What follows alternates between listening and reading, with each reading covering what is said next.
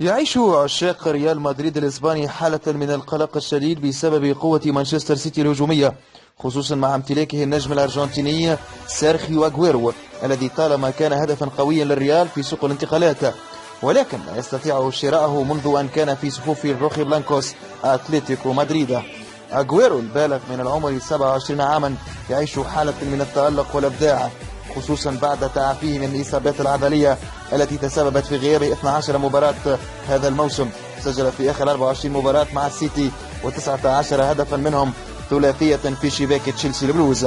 الكون كما يحلو لعشاقه تسميته يمتلك مسيرة مرعبة، حيث خاض مع أندي بندينتي وأتلتيكو مدريد والسيتي 494 مباراة، منها 204 مباراة مع السيتي، وسجل 259 هدفا طوال مسيرته الكروية، منها 135 هدفا مع فريقه الحالي السيتيزن، ومع التانجو الأرجنتينية خاض 71 مباراة وسجل 32 هدفا، وحقق طوال مسيرته الكروية 11 لقبا.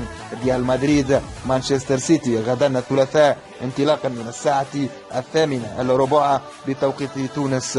سيكون نزال وصراع على أشده بين ريال مدريد الإسبانية ومانشستر سيتي الإنجليزية.